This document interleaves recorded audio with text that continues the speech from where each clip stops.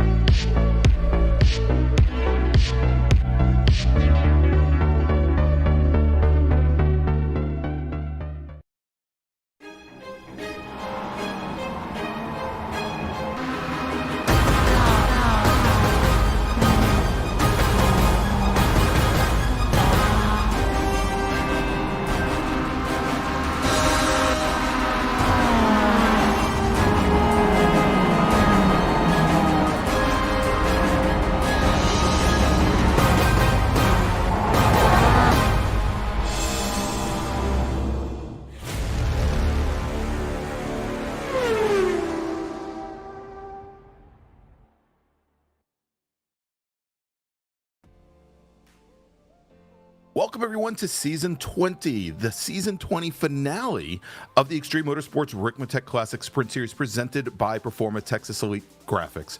I'm Greg Ginsburg, and along with Larry Lefty McLeod, and we've also got Dennis Branch and Jonathan Grabowski bringing you all the best action possible here from Watkins Glen International. And so it was just 2 short weeks ago that our MX-5 racers were fighting to stay out of the red Georgia clay that surrounds Michelin Raceway Road Atlanta. And some were successful, like Josh Soto, who took his first ever pro category win in the series, and some they weren't. But to put it nice, shiny soul red crystal metallic bow, or to put a shiny red crystal metallic bow on Season 20 of the CSS, we head to the track that has powder blue Armco to keep you from straying too far off course. Welcome to the Finger Lakes region, everybody, of New York State, where for 60 minutes our racers will battle not only each other, but also historic 3.4-mile, 11-turn Watkins Glen International. And so, good evening, Larry. How are you doing tonight?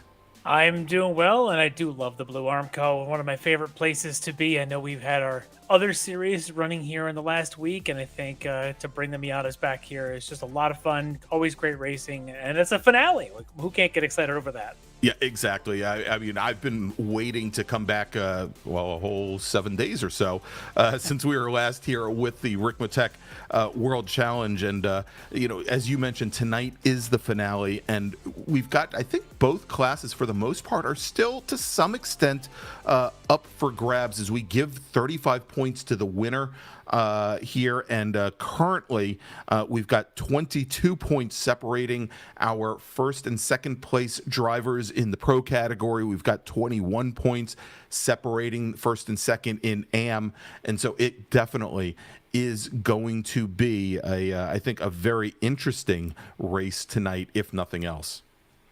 Absolutely. And even if it isn't the top spot, maybe there's a little more gap there. We got a lot of really tight races down the order, third and fourth. So finishing on the podium for a season is a big deal to a lot of folks. And I think there's some great battles that are going to be deciding those third spots here tonight. And I think this track races really well. These cars race good everywhere, but I think this track will race well as a finale. It's got a little bit of everything.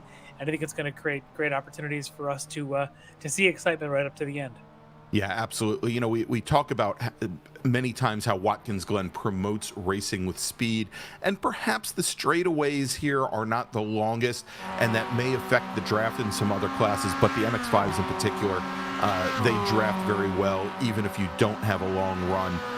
And frankly, coming out of the 90, turn one, all the way up to the bus stop, does allow these cars to close up quite a bit, and I wouldn't be surprised if we see 3 or sometimes 4 cars wide going into the inner loop, the bus stop here at Watkins Glen. But Larry, rather than us, talking about different parts of the track, why don't we turn things over to the expert, and that is Kevin Ford. And like he does every week here and every round here for the Extreme Motorsports Ricmotech Classic Sprint Series, he's going to give us tonight's track guide of Watkins Glen International.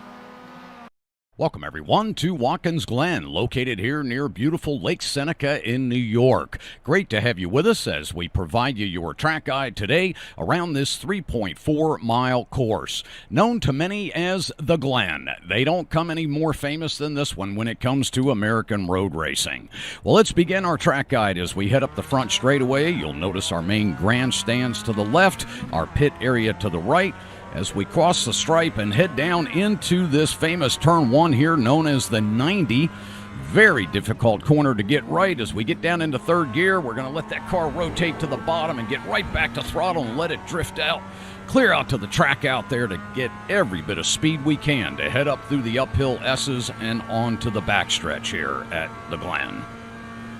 Very fast section through here, and certainly overtaking can be done, but it's a little hair-raising at times. Coming out onto the backstretch, this will be our fastest portion of the course, and you will see overtaking coming into the bus stop here, or what's also known as the inner loop. Keeping it tight to the curbing as we come through that section and then swing out wide to set up our entry into turn 5, the carousel. Back to throttle early. This will bring us down into the boot section. This is known as the chute, turn 6. They refer to it as the boot because from an aerial view, it looks like a boot. This will take us down into the toe. Down into third gear, very difficult corner to get right. It's an uphill right-hander.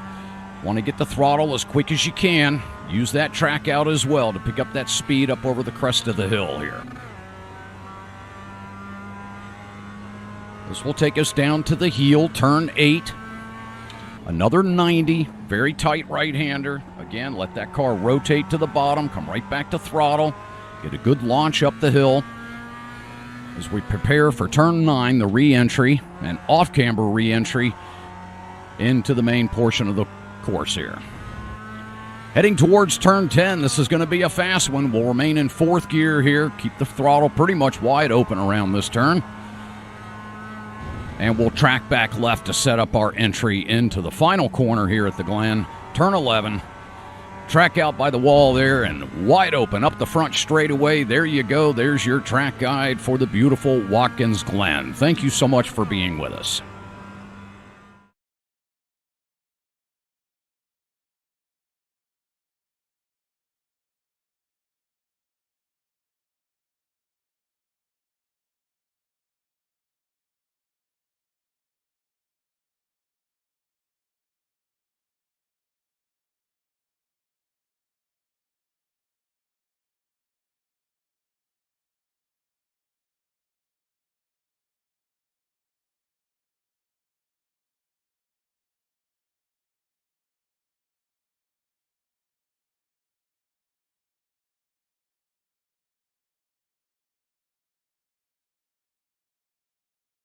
It's a lot more blue, it seems, even in the rescan than on the earlier scan, but that curbing just jumps out at you. And they've they've helped a little bit. You know, the curbing around the bus stop is actually, I think, a little bit easier. But in this section here where we got Steve Daniel going to turn one, that's actually very different than it used to be. You can see the pavement runs all the way to that outer Armco. But one of the things is they've also changed the off tracks and the penalties in that area, where in the past you would pretty much just get a 1x if you went too wide there. Well, now if you go too wide for too long, it's a 1x. And if you continue going too wide, you will get a dreaded slowdown penalty. Typically a 1 second, have to give up some time there, which really hurts. There's ways to do it effectively, but no one wants to have to if they don't have to. So that is one change the drivers have had to get used to. Like there you can see them coming through that famed bus stop, a lot more smooth with a few less dips than it used to be. But the rest of this track is just as really beautiful and classic as it ever was. I love this track, one of my favorite in the world. It just has that classic 50s North American road course feel to it. It does, Larry. And so besides the big changes at the 90 turn one, there are a number of other corners here where the previous scan had the old gravel traps and now have asphalt to help slow you down if you get off track. One of those places right here at turn 8 at the heel of the boot, where we see the number 93 car of Mike Dam making his way through. Other place, and he's going to be coming up on it very soon as well. And Larry, this is another place where you have to worry about getting off tracks, is coming into the very fast turn 10, the penultimate corner here at Watkins Glen, because there's a lot of asphalt off the drivers right there. And if you run wide and put the car 4 over, you can also get not only a 1x, but if you stay out there a while, you can get a slowdown penalty as well. Well, the good thing is it's only an MX-5, and you can flat foot that corner and not be worried about going really wide, unless you go 2 cars wide. Then that car on the outside might be risking picking up that 1x and that off track, getting all the way out there. But by themselves, that is a flat out left-hander that leads you up then to the final corner 11, and no need to worry about that pesky off track.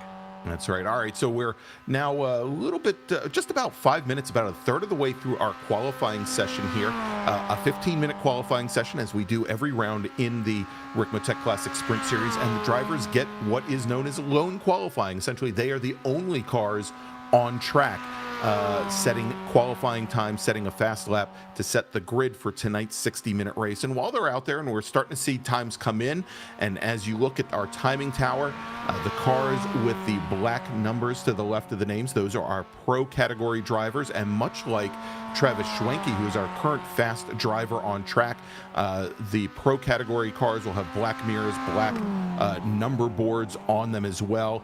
We then have our AM category drivers. Those are the drivers with the red position numbers to the left of their names on the timing tower. They have the red mirrors and they have the red number boards, like Carson Caitlin here, who is currently our fastest driver in the AM category on track, as you can see there, with a fast time currently of a 2:08.383. Yeah. But just notice at the top of standings there, you'll notice that our 2 points leaders, we'll get to the points in a minute, but those 2 points leaders are Mike Dam and John Allen. Notice you don't see their names. It's not because they're not trying. I suspect they picked up a 1x, then had their time negated because they're each showing on their second lap. So that's right. They're trying, talked about, they're trying too hard, Larry, I think is the operative thing. And I think that's a good segue. So why don't we take a look now where we stand after 8 rounds. Of course, this is the 9th and final round.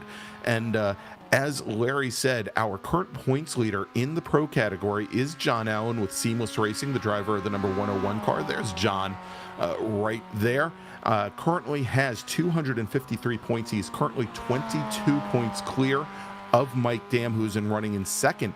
And I'll tell you, Larry, it might have been a much bigger gap, but John Allen finished 10th at Michelin Raceway Road Atlanta 2 weeks ago, whereas Mike Dam finished on the second step of the podium. Brennan Hurren, who is our season 19 AM category champion, he's currently running 3rd in the championship. He is now currently sitting 40 points out, so a little bit too far away from to come from behind and take the win, win the championship this year. But he could certainly move his way up in the second.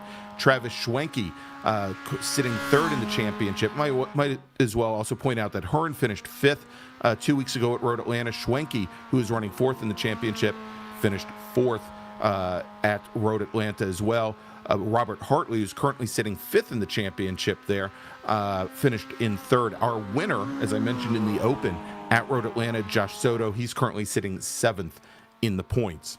So let's jump over to the AM category here. And leading in the AM category currently is Dean Dibdahl with ZP Motorsports. You can see there 172 points. Dean was your AM category winner at Michelin Raceway Road Atlanta. So he took the win when he needed to over Eugene Weber. Weber finished second, and as you can see here in that Weber Racing entry, he is currently second in the points, and he is sitting 21 points back.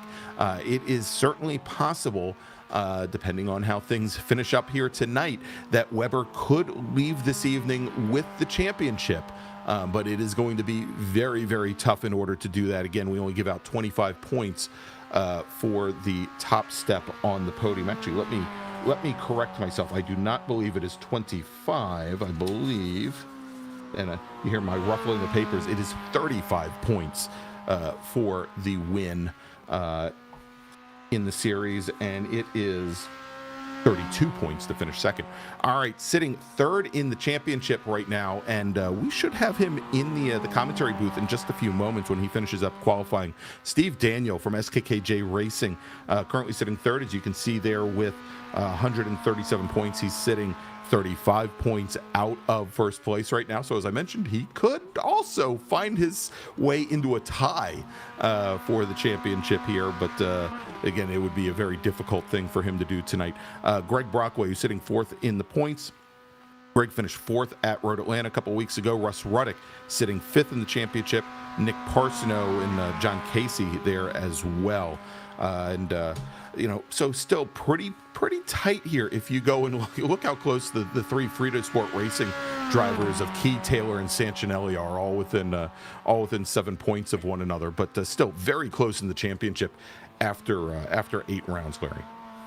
Yeah, and I think the Frito Sport Racing guys will probably have their own little side bet going and see who can take that spot there, the highest in that teams. That's always fun to watch those little inter team battles.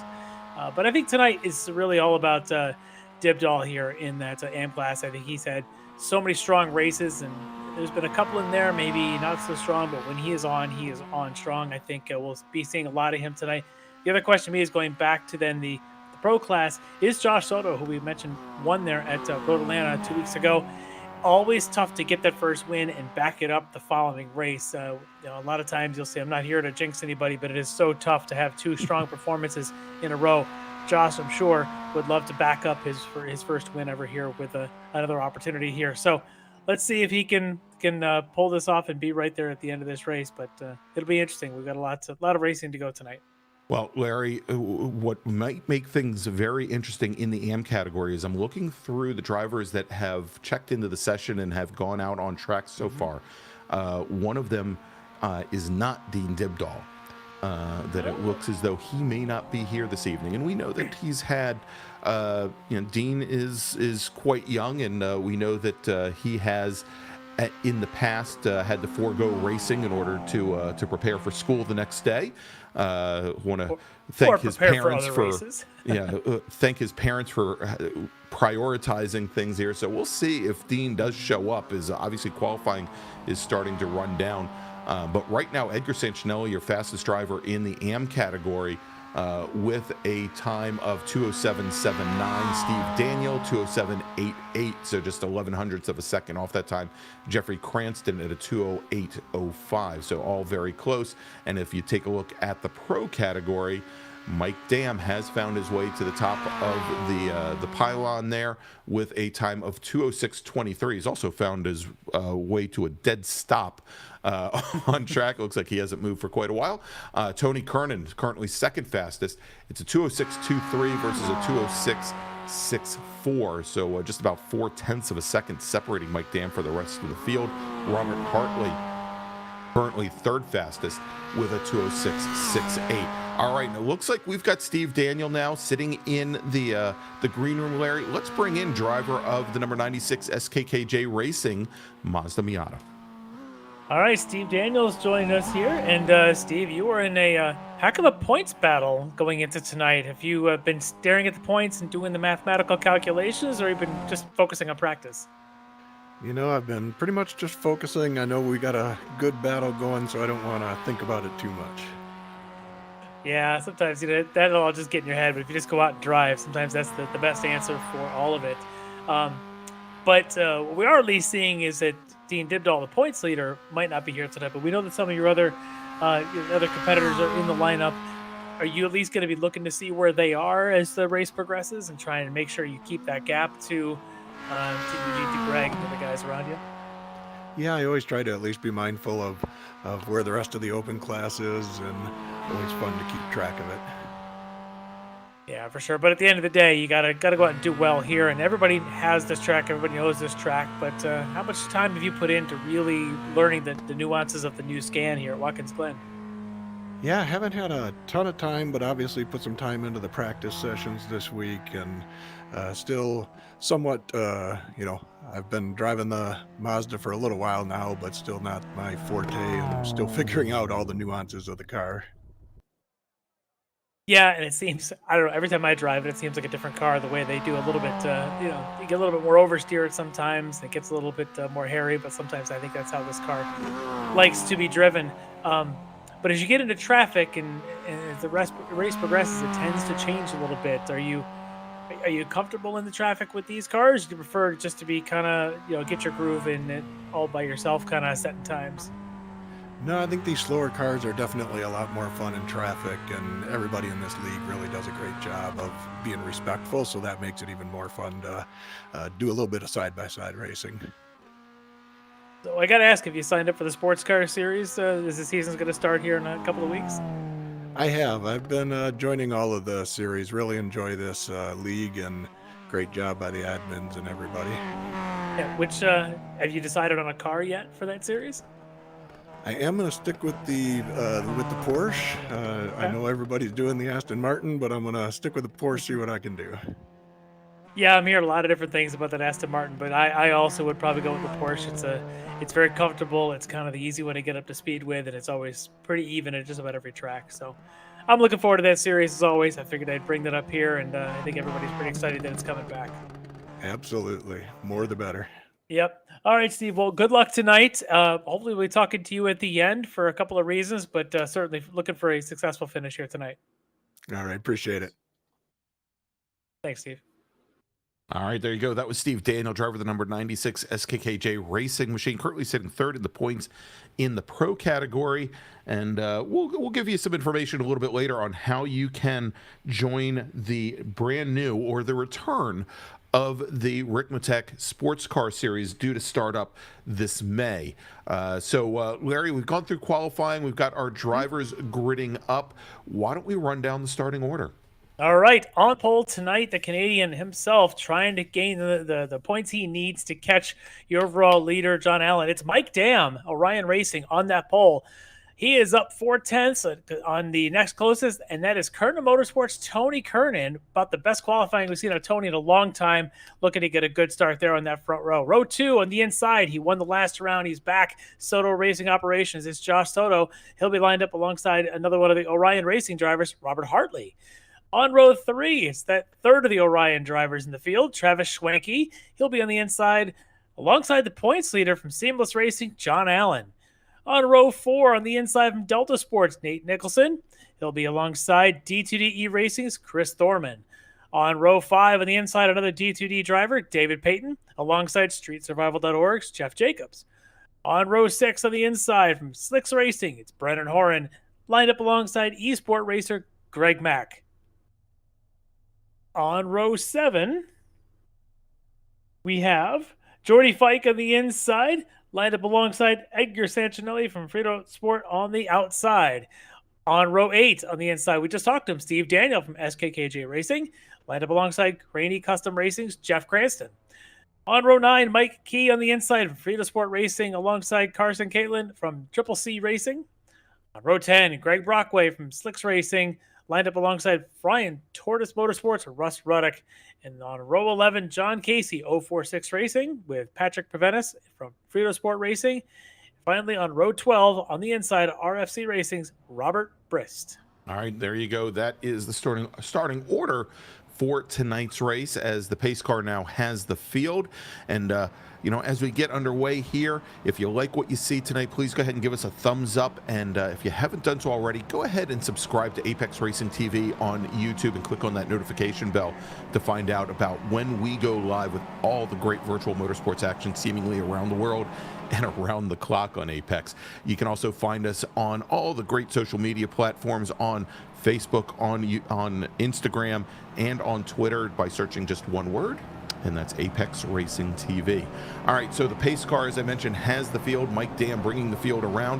When we come through and out of turn 11 onto the front straight, we're not going to be taking the green when iRacing gives the green, but we've got a real live starter back behind the scenes. He will give the signal for the drivers to go. They're going to be going only about 35 to 40 miles per hour until that green flag flies, or at least until the drivers get the notice that the green flag is in the air here. But Larry, as we've been saying from the beginning here this evening, this should be some very tight, close racing. Watkins Glen with the MX-5s.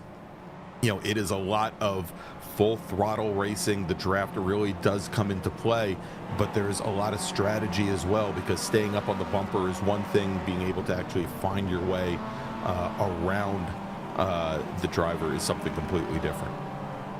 It really is, and I think that's what makes this place a lot of fun, is it creates a lot of side-by-side racing as they're fighting for those positions, and as difficult it is. So I think we're going to see a lot of that and watch the cream of the crop rise to the front, but I also think we're going to see maybe a little bit of draft packs start to form as we get those breakaways and things start to get sorted out. We've seen some races here in the past where those breakaways get boring and somebody decides to start mixing it up, or they start doing strange, odd pit stop strategies. So we'll see which one we get tonight. All right, here is we've got the pace car now bringing the field up through the boot section here of the track, and I just love this entire section here as they drop down. They're going to have that little bit of a drop down into turn number 8, and then you can see there as it comes and falls away from you, you've got a great amount of camber there right at the corner. Of course, now that gravel trap, as I mentioned, is gone, and you can see all the asphalt that's there if you do need to run wide. But if you do, and it looks like John Allen was just testing the pavement out there, if you do run just a little bit wide, Larry, it could be very difficult to get back out on track, because you basically fall out of that groove, and you're just really putting a big load on your outside tires. Oh, it's such a tough corner, and the grooves around here mean everything, specifically in that spot. So interested to see who takes advantage of it, but how much side-by-side we do get. It is the final round, which creates excitement. Let's see if these drivers have the same excitement that you and I have as we are about to get started. All right, here they go. They come out of turn 11. Pace car has now made its way down onto the pit lane. So Mike Dam has the field. Tony Kernan in the black number 7 machine to his left on the outside. And as they come down the front straight, 2x2, 35 miles per hour, they get ready for the green flag. And there we go. Green flag is in the air, and they are off. And let's take a look now, Larry. If anybody, these cars, not exactly the fastest things off the line. They don't have a great deal of torque, so you're not seeing a lot of movement here. Still 2x2 going into the 90, into turn 1, as Tony Kernan does run a little bit wide, gets back in line, and now looking to make it 3 wide up through the S's is Josh Soto, our winner from Road Atlanta. He decides now to kind of tuck in. Actually, Josh Soto, I think he's moving all over the place to try and hold off cars, as we've got Travis Schwenke, who early on in qualifying was your provisional pole sitter. He slots now in the 4th in the Orion, the number 16 machine, over on that right-hand lane. We've got the 2 Orion cars sitting in line there, coming down into the bus stop. And first driver to enter the bus stop is Tony Kernan. Josh Soto second. Then we've got our pole sitter, Mike Dam, with Travis Schwenke, Robert Hartley, John Allen in that light blue number 101 machine. Then Nate Nicholson, Chris Thorman, Brennan Horn, and David Payton rounding out the top 10, as these drivers now starting to all get in line. And Larry, as best I can tell, everybody made it through the bus stop clean. And I was shocked to see that. We'll see if this continues as they come around to the rest of the lap here in the first time through. But we had essentially zero daylight between the right lane as they came to the bus stop the first time for about the first 4 cars, from Mike Dam all the way on back. I think he had Soto behind him. I think there was Hartley and Allen, I think, were the other 2. And there was not an inch of daylight between any of them Luckily, they were able to work it out. But great start there for the outside front row for Tony Kernan and for Soto to jump from that third spot to all the way around as looks in the back. I think that's Hartley running wide. I think that was Hartley that just the number 3 machine of Hartley ran very wide coming out of 8. He's lost a couple of positions now. He's fallen all the way back to 11th after having started 4th, Larry. So not a great start for Robert Hartley here as our drivers come now through that very quick turn 10 and set up to come onto the front straight. And I'm still amazed that start that Soto got, and Soto was looking to make things 3 wide and then hold off Travis Schwenke as well. And typically when you go through the S's like that, that is a recipe for about half the field to get wiped out, and somehow everybody made it up through there clean.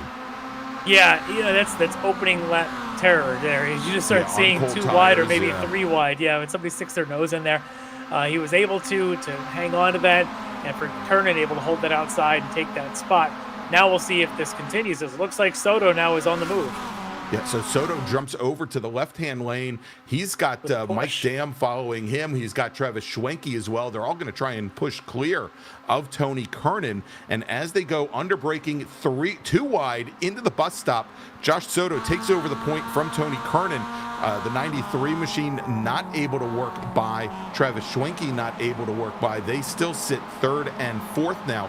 But that little side-by-side move, Larry, has allowed both John Allen, actually not just both, has allowed John Allen, Nate Nicholson, Thorman, and Brennan Horn all to close back up. As they were coming through the S's, they were sitting about 6 car lengths back. But again, that's all it takes here at Watkins Glen. Mm-hmm. Yeah, it's just, but now they've kind of got to work together a little bit. I suspect everyone's going to start to settle in now that we've got first lap and a half, a little bit of jitters out of the system. Mike Dam, always the veteran, definitely going to be sitting and being a little bit more patient. John Allen, I think he's complete patience. Didn't even take his 4th qualifying lap. I think his 3rd lap was the only one he got that didn't have a 1X on it. So he's probably thinking, just get to the front of the field. But Soto runs wide at 8. And not only wide, gets out of the concrete there all the way into the grass, but is able to carry enough momentum and had position to lead Tony Kernan coming up through and out of turn 9, that off-camber 9. But Kernan still has a bit of a run there, but just cannot find a way to get up alongside the 07 machine. These short straights there between 8, 9, and 9 and 10, 10 to 11, all of this is just, there's no real good place unless you want to be alongside someone through one of those corners. No place to really pass. Soto's able to hold on to the spot. And I think with the new iRacing scan here at Watkins Glen, for Soto, I don't even think that was a 1X. I've done that before, caught grass down there. I was shocked to not even catch a 1X. But he is a little bit loose right now. He's a little all over the place. Kernan is definitely, and there you can see, going to take that inside.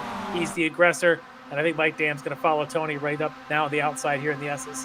Yeah, it looks like Soto still, and we know that Soto, as over the past weeks, we talk about driving styles a little bit. And one thing that we always note about Josh Soto is he has a tendency to throw his car around. He doesn't have the smoothest of steering inputs on that car. And when you're still on cold tires, here at the Glen, that could definitely bite you. I'm still amazed that he was able to go 4 wheels through the grass and maintain enough momentum, even with that short run up to turn 9, that he was able to hold Tony Kernan back. But as you could tell, it did not take long. Kernan had a great run down the front straight in the draft, was able to get by, as was our pole sitter Mike Dam, who is our new leader.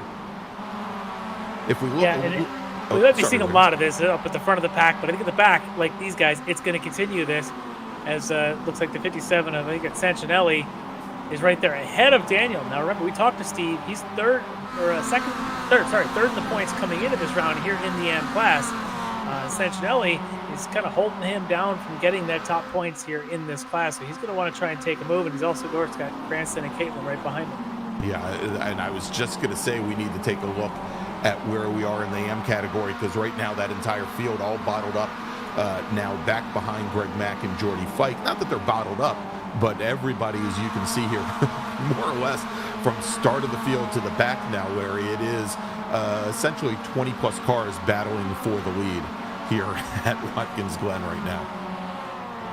Yeah, this train hasn't broken yet. I'm kind of surprised. Typically at this stage, you get around this lap 3 and the front 4 or 5 tend to pull away. But hasn't really happened entirely. It's pretty much a train all the way down the pack, which shows you the level of talent in this league. It isn't just 3 or 4 drivers. This is a deep, deep league, all the way back to about 20th, it looks like. Yeah, we have a couple drivers that apparently have fallen off the back of the train. They had some issues on the first 3 laps. Robert Christ and Patrick Preventis sitting a little bit further back in the field. But otherwise here, and you can see running a little bit wide coming up the hill was the bright yellow machine. I believe that was who was pardon. Oh, and look at this. We've got some changes.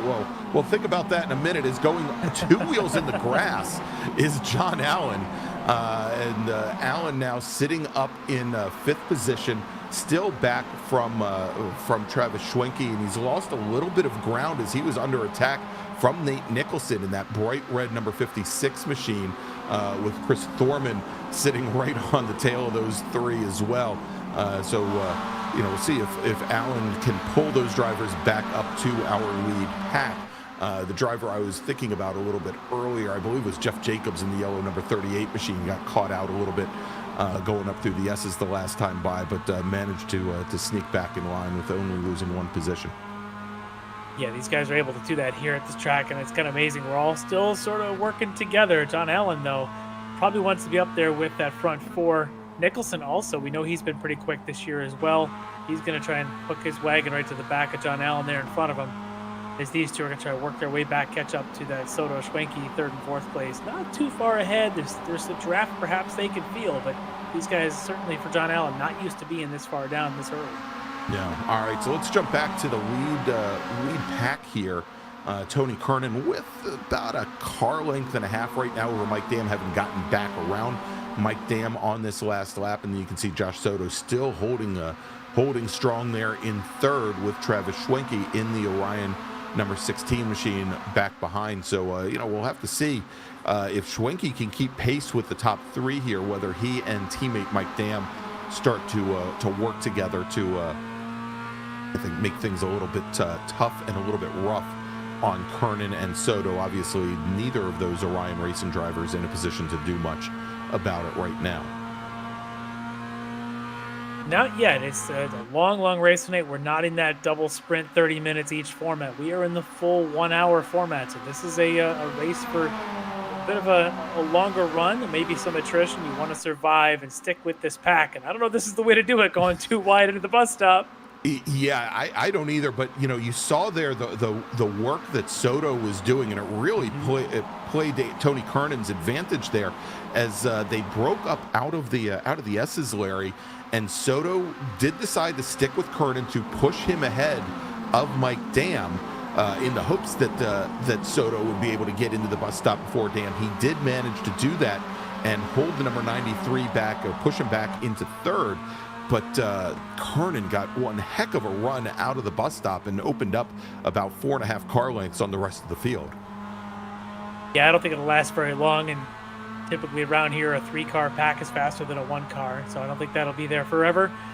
The one I'm still watching, though, is the Schwenke to Allen 4th to 5th place gap. It's holding steady at about a 1 second right now.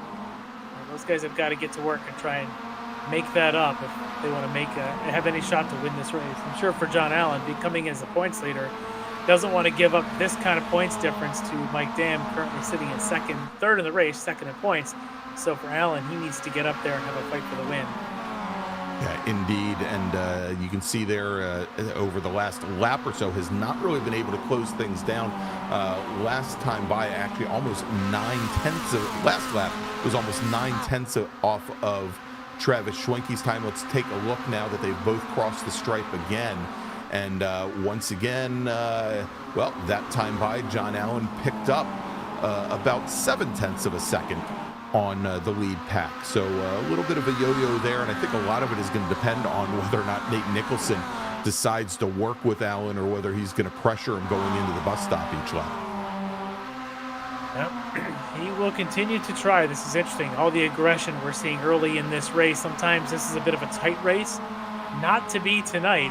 Even these guys back here with Greg Mack, Jeff Jacobs, Even Sancinelli there behind Jacobs, you can see pushing him along. Maybe a little bit of bump drafting happening here tonight. That's right. Well, Sancinelli, he is currently your leader in the AM category, the first of those drivers with the red mirrors on the door. And you can see he's opened up about a 5-car length advantage now over Steve Daniel. Jeffrey Cranston a little bit further behind. But, I mean, it certainly would be to Sancinelli's benefit to get a move on with some of those pro drivers and separate himself out from the rest of the field here.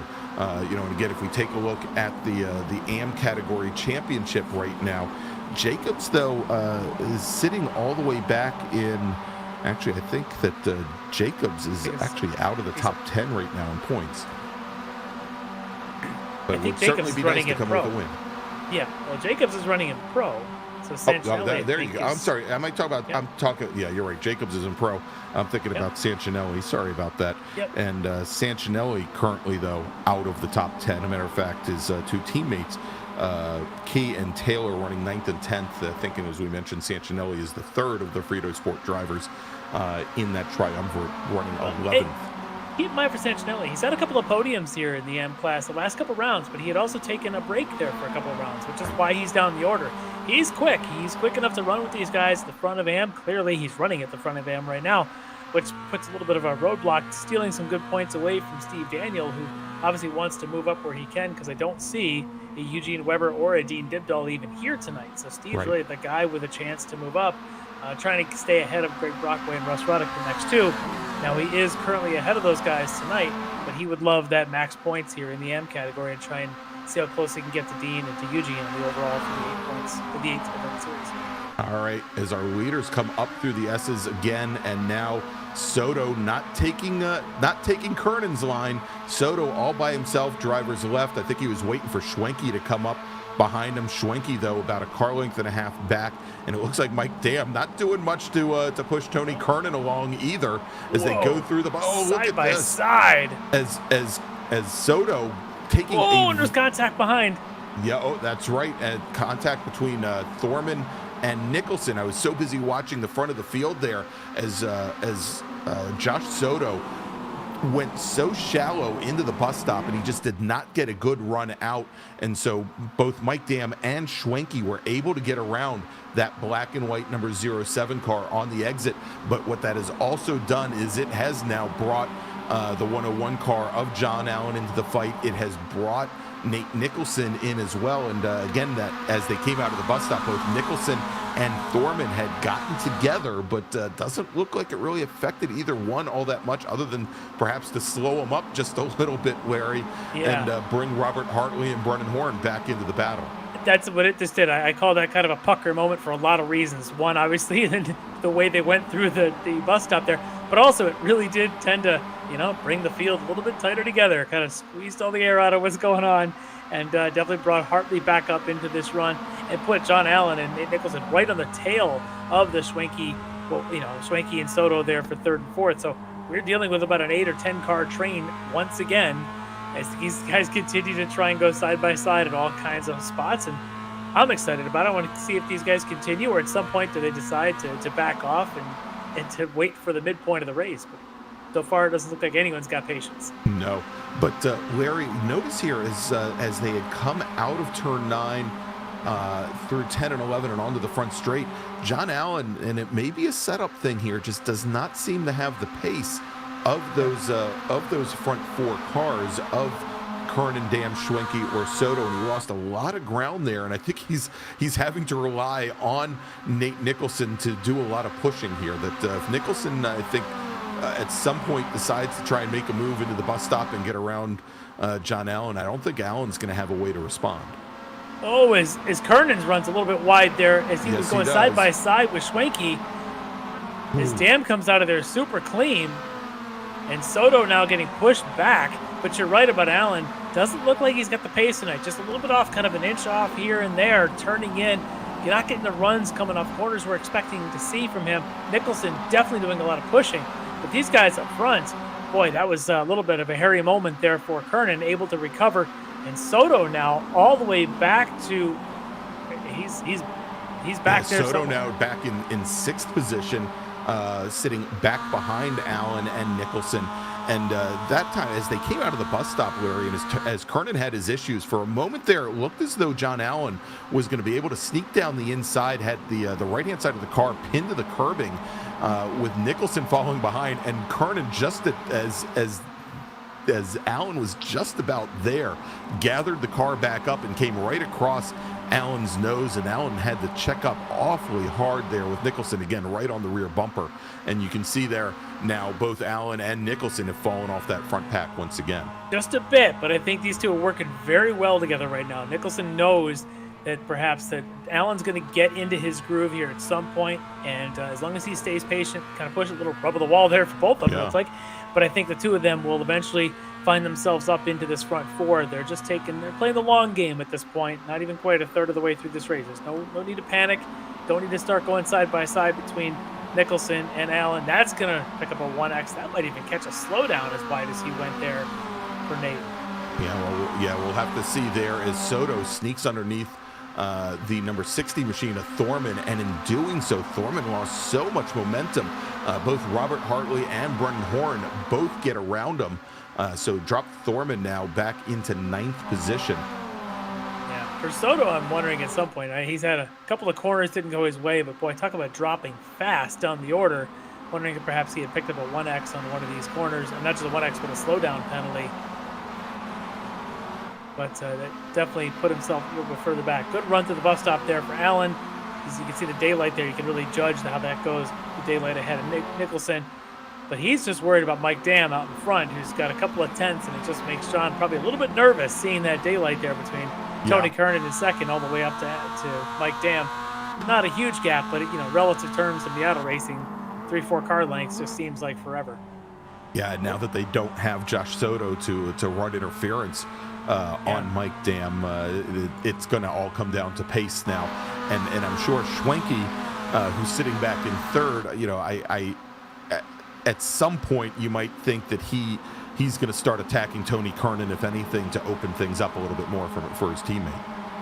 He might do a little bit of help for his teammate. Certainly keeping John Allen behind Travis would be about the best work that the Ryan team could do right now.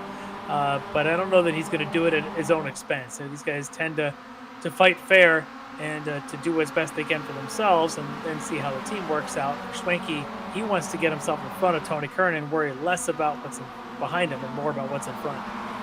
That's right. And remember, here coming into this evening, 22 points separating our points leader John Allen from Mike Dam. You get 35 points for the win. You get for John Allen is currently sitting in 4th position.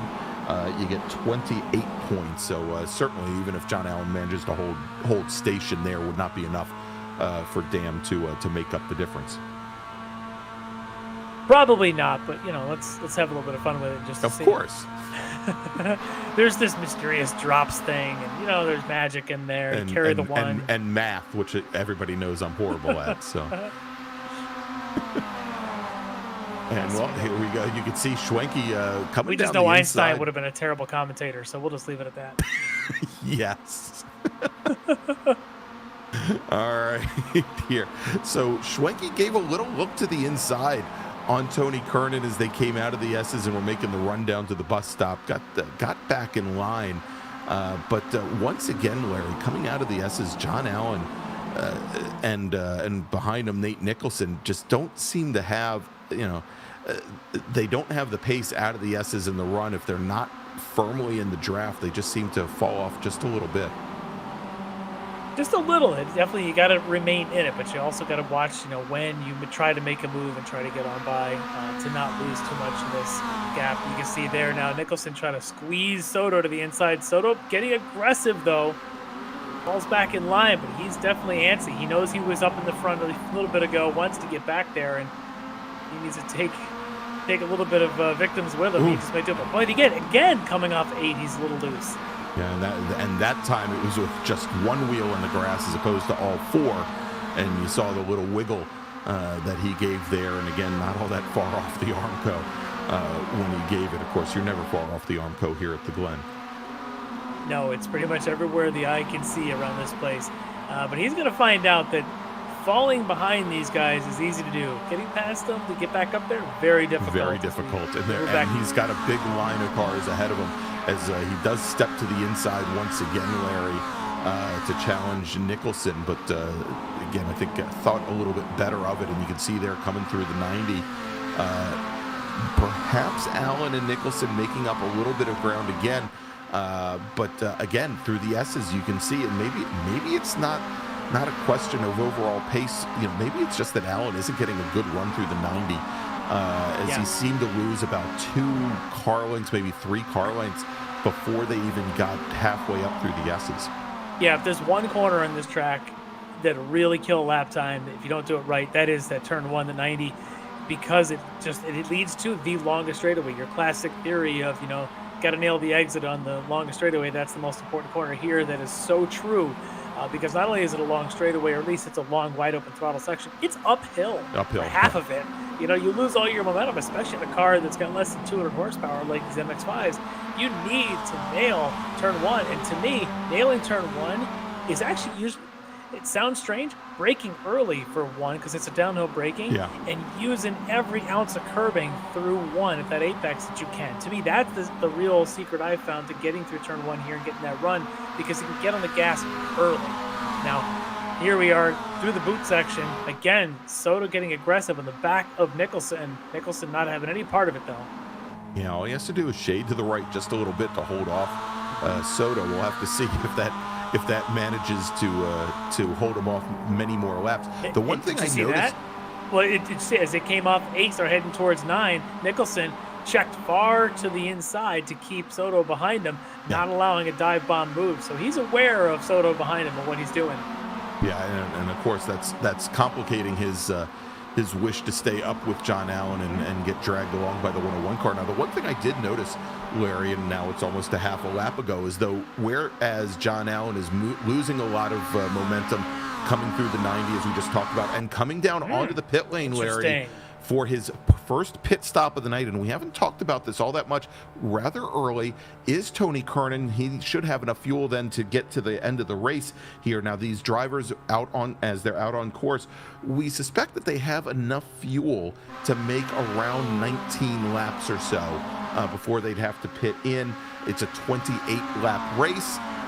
So they can certainly get over halfway, maybe about 40 minutes out of the 60-minute time period.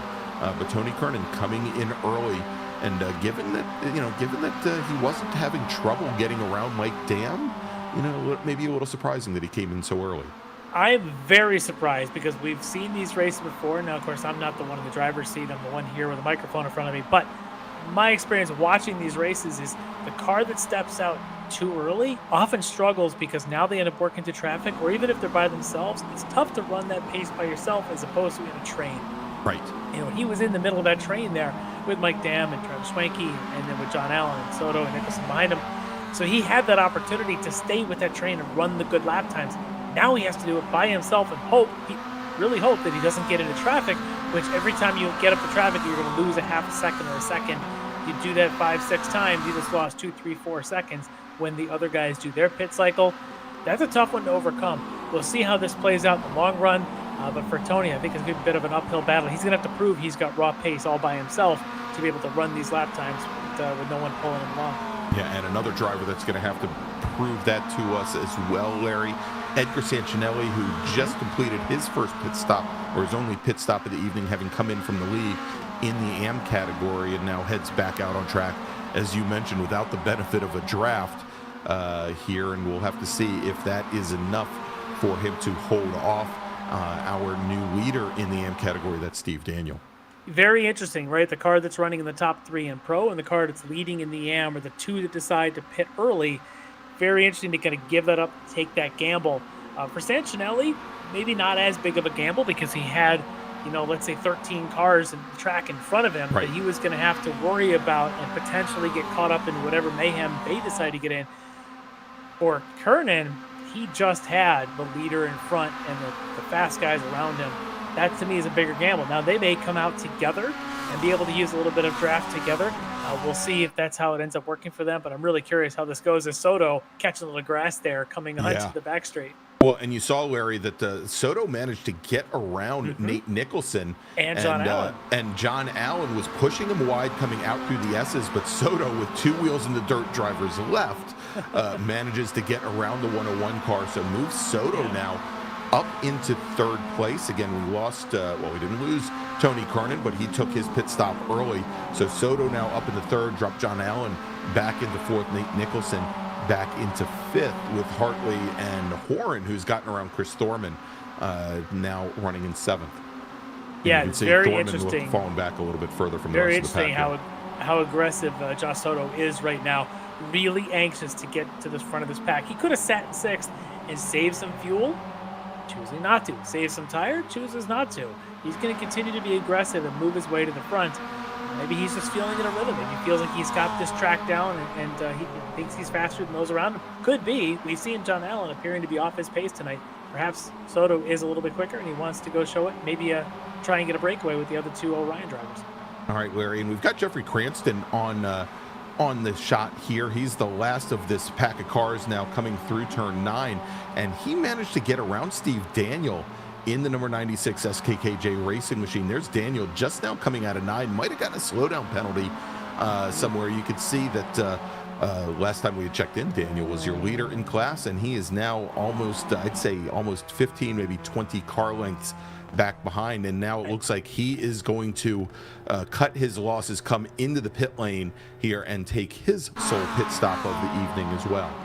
Yeah, very interesting. He lost a lot of time doing that. I don't know if he had contact anywhere. We'll have to look at that later, but definitely strange that he would have fallen back so quickly. That even seemed more extreme than a slowdown, but good opportunity to come in and take that pit stop now and kind of hit the reset button. And Soto, look at him, aggressive now on Schwenke coming off of the S's.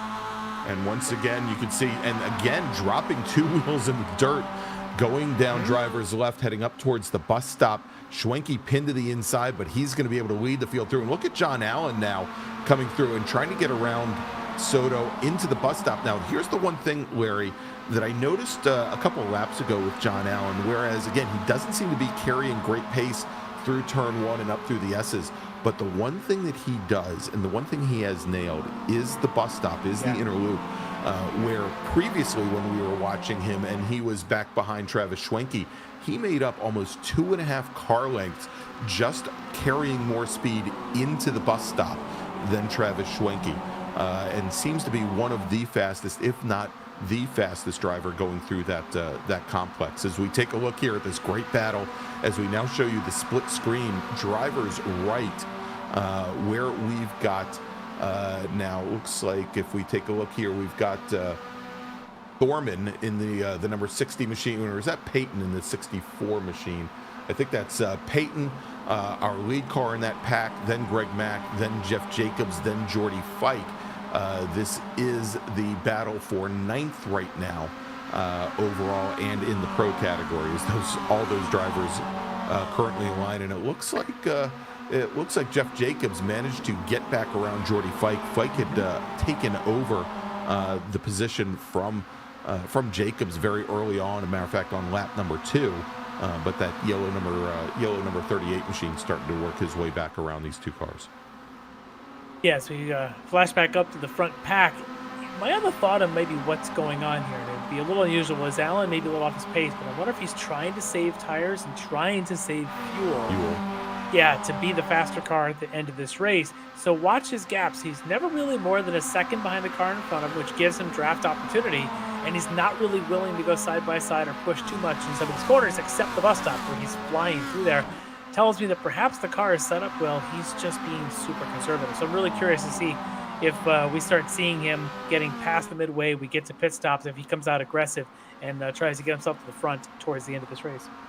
All right, well, Larry, tell you what, we're right at the midway point of tonight's race, and we know we've got probably about another 10 minutes in the pit window for most of these cars. Why don't we take a break? Why don't we thank some of our sponsors, and when we come back, we'll bring you action all the way to the checkered flag here from Watkins Glen International on tonight's season finale. It is season 20 of the Extreme Motorsports Ricmotech Classic Sprint Series presented by Performa Texas Elite Graphics, and we'll be right back.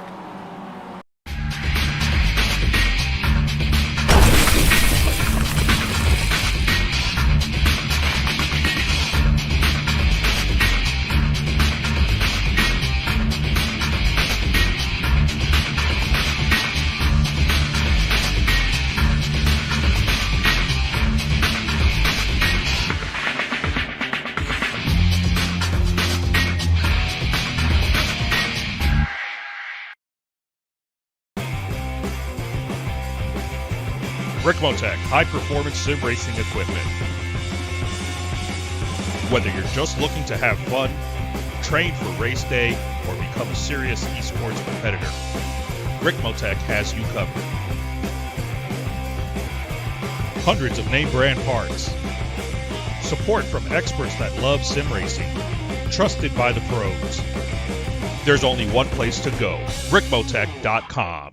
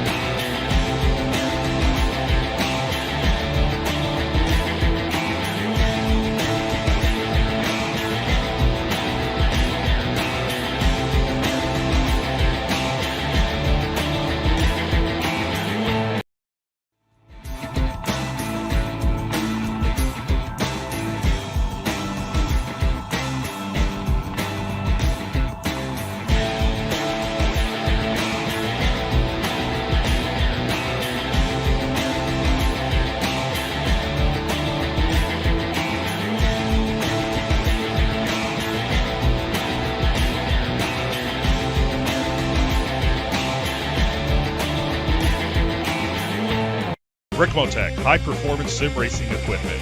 There's only one place to go, Ricmotech.com. All right, and we are back here at Watkins Glen International for the final round. It's round number 9 of the Extreme Motorsports Ricmotech Classic Sprint Series presented by Performa Texas Elite Graphics. I'm Greg Ginsberg along with Larry Lefty McLeod. And Larry, we're pretty much right where we left off, actually almost exactly 2 laps later. Here, as none of our front runners, other than of course Tony Kernan a couple laps ago, have taken their pit stops, and both Josh Soto and John Allen just completed their fastest laps of the race so far. Josh Soto a 206.4, Allen a 206.6. So you can see there where Allen may be dropping a little bit back from our top 3 now as they come out of turn 11 onto the front straight. Yeah, not surprised to see that, like I said, my theory of Allen maybe saving a little bit. Maybe there's some truth to that, as he's going to continue to push here just to stay in that front, try to save a little bit. We know he plays the fuel game every time, so not much of a stretch. He'd be doing the saving tire game as well. Soto, though, man, he is just impressing me now. We know he had the great race at Road Atlanta. He's really showing that was no fluke at all, as he's pushing this Orion team for all it can handle, and now literally pushing Travis Schwenke down the back straight. Yeah, and he's been literally tucked right underneath the rear bumper of Travis Schwenke pretty much from the time they came out of turn 11 here. Gets out of the throttle, gets onto the brakes a little bit early going into the bus stop, and then you can see gets another good run out of the bus stop where he's going to pick up right where he left off. And once again, you see John Allen making up a little bit of ground on the 07 machine as they make the run down through the chute. I love this corner here at the Glen. Just long, sweeping downhill, and of course heavily cambered. It is so I don't know. It just feels good when you hit it right. For sure. Yeah, it's an absolute groove. You just want to settle into that, ride all those curbs, and they're not the big, tall, overbearing curves that lift your car up. It's a nice, smooth curve, and you can kind of drive the car right across them. And when you can see the corner opening up, you just lay into that throttle. That's right. It is a good corner. Yeah, as long as you don't turn in about a foot or two early when those wrapped tires come up on you, very, very quickly driver's right. But yeah, it's just a great feel when you hit it right, either in virtual racing or in real world racing as well. As we've got the drivers now coming into turn 10. Let's see if any of them break for the pit lane now, as we're going to continue watching this again. We look at the end. It looks like Nicholson. I thought Nicholson was going to head to the pit lane. He does not. But again, we look at the pit window, and certainly, Larry, we've been off at a couple of races because of the effect of the draft. We expect that these drivers could probably go somewhere about 40 minutes on their initial fill of fuel. So we're getting down to that point now, and we may see our top 5 cars or so all come into the pit lane at exactly the same time. Yeah, well, I'm also watching, obviously, Tony Kernan. We know that he was running with the front of the pack when he took a stop. I thought he was about 52 seconds back a little bit ago, now 55 and growing. Yeah. That strategy is a tough one to do, and there he is right now running alone, so no impedance, no one to worry about, no traffic or anything. But no help. But no help either, and that's part of the difficulty. Now, I did see he got a bit of a warning for his pit entry as the stewards were watching that, so I didn't know if he clipped one of those entry cones or what, but given a warning, they do watch those things here in the Ricmotech series. All right, as we watch here and back on board, it's been I don't want to say it's been a quiet race because he's been tucked up behind some of our pro category drivers for a good portion of it, but there's Jeffrey Cranston, driver of the Craney Customs number 97 machine. He is currently sitting 10th overall and leading in the AM category, and sitting right up behind that 64 machine of David Payton. Remember, we had seen Payton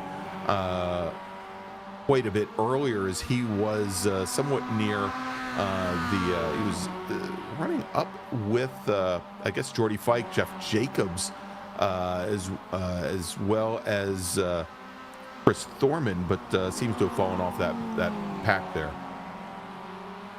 Yeah, they definitely have faded a little bit, having their own little good race there, but they've definitely lost track with that other group out in front, and I think that was bound to happen eventually as that front group kind of settled a little bit. But there's still some pretty good racing here. This battle here. And here we go, Larry, as we've got Mike Dam coming in, Travis Schwenke coming in, Josh Soto coming in, Hartley as well. That's going to leave both John Allen and Nate Nicholson out on track. They are now your new leaders. But, we talked about, we thought that a lot of these drivers are going to be coming in at about the same time. And there you go. Also coming in, Brennan Horn pitting in from 7th, David Payton, who we just saw on track with the Craney Customs machine. Cranston is in as well from the lead in our AM category. That is going to leave John Casey out, I believe, as our leader in AM. And Casey, let's see, has not taken a pit stop as of yet. All right, Soto out, and Soto gets out ahead of Schwenke. Soto gets out ahead of Mike Dam as well. And so Soto, he's going to rejoin now in 3rd position ahead of, so he leapfrogged 2 different cars there as they come out on track, and you can see now as they come up through the S's what a gap there is as the 3 Orion teammates, they were running all together, Larry, in practice before the race, so they're going to have they've got lots of experience there running in triplicate, but Josh Soto has opened up now almost, I think, a 2.5 second advantage over the Orion teammates. Yes, this will be very interesting that he was able to get out of there that quick. A couple seconds. I mean, he was out of there 3 seconds quicker, it looks like, than everybody else. I don't know if he can hold that kind of lead. I think at some point that's going to come back. I think that the 3 Orion cars are going to be able to catch him. These guys, to me, are the interesting ones, as the John Allen and Nate Nicholson, because although they've switched spots, they are working together very well right now.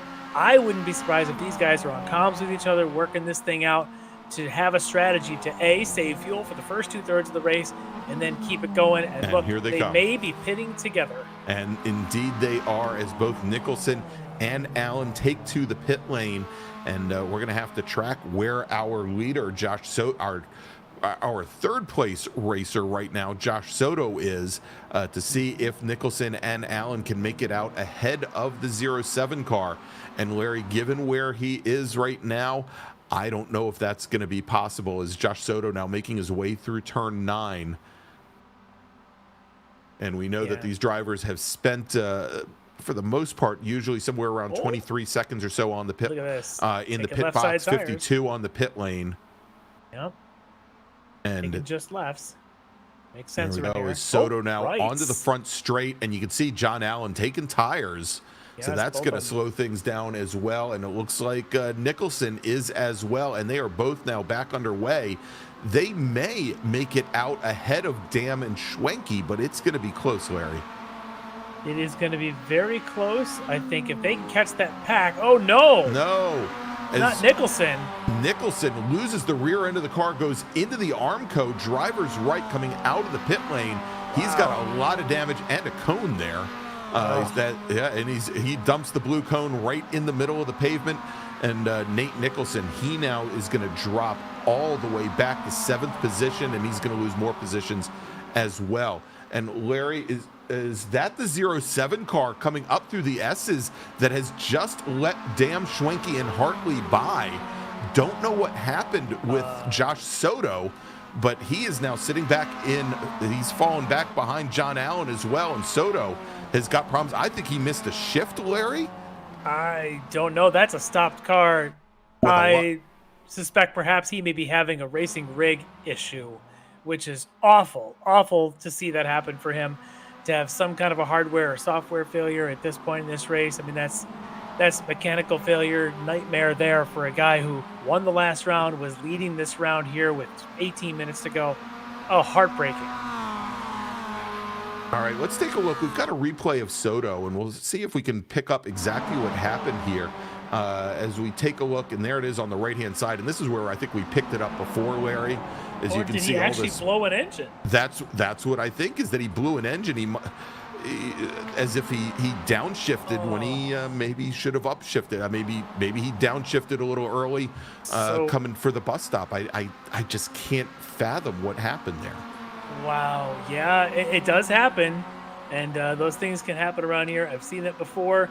Typically, it is like an over-rev downshift or something. Perhaps something just popped the gear down, bringing in a premature end to Josh Soto's night, and it's so just heartbreaking because the guy has just been lightning quick, exciting to watch.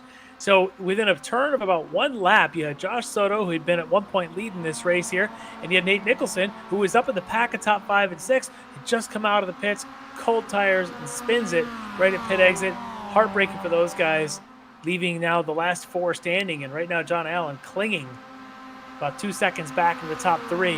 It's a 3-way fight here, the Orion teammates. Yeah, and now, all right, let's take a look at the Nate, maybe get a little closer look to see what happened to Nate Nicholson here. And this is after he had recovered. Oh, that's a second time. And that's a whole lot of curb there at the bus stop.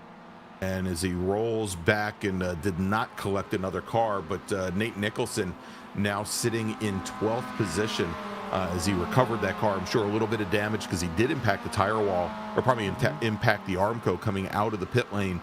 But you can see there he caught a lot of curb at the bus stop, and so he's fallen back. But let's jump back to another great little battle that we've been watching off and on here tonight, and this is Jordy Fike, Jeff Jacobs, and David Patton. Fike in that white and gray number 09 machine, Jacobs in the yellow number 38, and of course David Payton in the D2D E-Racing gray and black number 64 machine. This is the battle now for 8th position, but again, these three have been together for pretty much the entire race, and it looks like Jeffrey Cranston, who had been up with the 64 machine of Payton, has fallen back from that pack now after the round of pit stops.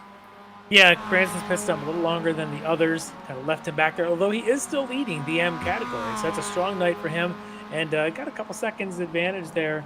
So we can take the gap look here over Caitlin, probably about 10 seconds. So he's somewhere around. I was going to say somewhere around. Actually, looks to be closer to 20 seconds, Larry, between them. Yeah, so he's got a pretty good advantage on him, and so that's a good strong night there for Jeff Cranston, doing well. Of course, he'd like to, just for racing's sake, have a few more seconds up the road there and catch up to this threesome, who's having a good old scrap here between Fike and Jacobs and Payton. 3 different teams, 3 different drivers. Just having a good old time, and we'll see if it seems like Jeff Jacobs always in the middle of a mix somewhere. Tonight it's with Fike and Payton. Yeah, indeed he is. We always say how wide his cars are, but I don't see him playing a lot of defense. He's trying to play a little bit of offense here tonight. Keep up with Jordy tonight. Jordy's got some pretty good legs in that Miata tonight, making it tough to keep up with. And Jeff maybe got a good run there off of turn 1. A little bit of a drafting going on. May have an opportunity here going into the bus stop here on the back straight. Let's see as they come out of the S's, and he's running a little wide, and he's already pushing the 09 to the inside. But looks like Payton may have. Well, Payton I thought was going to pick Fike to push him up into the bus stop, and then all of a sudden Payton thinks, oh, maybe I could just get a better run through the bus stop here, but. Didn't push either one up. I think into Jacobs might have been able to use a little bit more of the draft, stay behind Jordy just a hair longer. He popped out pretty early, and it does hit a wall of wind out there in these convertibles, and lost the momentum. And you saw Peyton try to use that draft up the inside, just nowhere to go. Nowhere to go. Here we are. He picked one lane, then he picked the other, and neither one worked for him. We'll see if Jacobs next time, if he gets that run off of one again, see if he's able to stay behind Fike just a little longer before popping out and try to get a little bit better run. That's what I found around here is if you pop out too early, it's almost like you don't want to be that close to that car in front of you coming off of one. If you're going to get that run, you'd like to have 7 tenths back so that you can close up with speed and blow by before the braking zone. If you come off of 1, 2 tenths back, you can't do anything with it going through the S's. Yeah, I mean, it is so difficult to time. I think of some of the other courses where certainly, you don't want to run up on somebody as you're exiting the corner, and you want to just kind of follow them up until things straighten out. But here, that run from turn 1 all the way up to the bus stop is so long. It's kind of like coming off of La Source at Spa, right? You've got to go through Eau Rouge Radillon. If you go into Eau Rouge Radillon on someone's tail, you kind of ruin your momentum when you get to the end of it. You want to give them a gap so that you can come up that hill and get the long run down the Camel Straight. It's kind of like that. I mean, this section is sort of like a slightly modified version of the Eau Rouge Radillon Camel Straight. You get the long straightaway after the S's. You want to maximize that, and it really takes a technique to figure out that gap to make that work. All right, and so we're on board right now with Mike Dam, our leader, and he's got his 2 Orion Racing teammates, Travis Schwenke and Hartley, back behind. As you saw there in the lower right-hand corner of your screen, the terminal velocity going into the bus stop there. And, it doesn't seem like a lot at, 117 miles an hour, somewhere right along that lines. But, certainly when you're only a couple inches off the bumper of the car behind you or in front of you, it's fast enough, Larry. Look at this as Peyton now going with Fike, and Fike having some connectivity issues that can't be a good thing for the 64 machine or the 38 machine to watch as they're going through the bus stop. Yeah, Yes. trying to figure out in a very tight turn complex like that where Jordy Fike is actually going to end up, and is he going to end up on top of them or not? Yes, as somebody who lately has had a lot of connection issues, being the blinking car makes everyone else around you blink, which is very unnerving. And I get told every once in a while, hey, you're blinking and we can't tell where you are. It's tough to judge when to make a pass. It's kind of an advantage, I guess. I can't see you. Peekaboo. Now you see me, now you don't.